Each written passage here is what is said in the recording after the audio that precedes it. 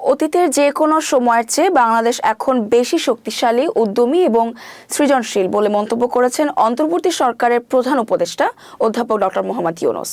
বৃহস্পতিবার দুপুরে 18 বিশিষ্ট ব্যক্তি ও দলকে 21 পদক তুলে দেওয়ার পর তিনি এই মন্তব্য করেন। প্রধান উপদেষ্টা বলেন, আমি অভিভূত ও বাকরুদ্ধ। জাতির কৃতি সন্তানদের সম্মান জানাতে পেরে আমরা সবাই আনন্দিত। নারী ফুটবল দল আমাদের জাতিকে বিশেষভাবে সম্মানিত করেছে, আমরা তাদের প্রতি কৃতজ্ঞ। তিনি আরো বলেন, গত বছরের 5 আগস্ট ছাত্র জনতার অভ্যুত্থানের মাধ্যমে আমরা এক নতুন বাংলাদেশ পেয়েছি।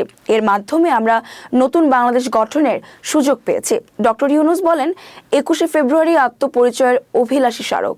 1952 সালের এই মাসে রাষ্ট্রভাষা প্রশ্নে পাকিস্তানি শাসকদের চাপিয়ে দেওয়া অন্যায় সিদ্ধান্তের প্রতিবাদে রুখে দাঁড়িয়েছিল ছাত্র সমাজ।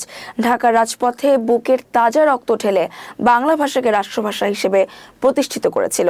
এই ভাষা আন্দোলনের মাধ্যমে আমাদের স্বাধিকার চেতনার এক অবিশ্বাস্য জাগরণ সৃষ্টি হয়েছে। তিনি বলেন, আমরা এখন অতীতের যে কোনো সময়ের চেয়ে সবচেয়ে বেশি শক্তিশালী, উদ্যমী এবং সৃজনশীল।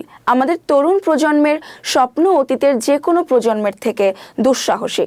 তারা যেমন নতুন বাংলাদেশ সৃষ্টি করতে চায়, তেমনি একই আত্মবিশ্বাসে নতুন পৃথিবী সৃষ্টি করতে চায়।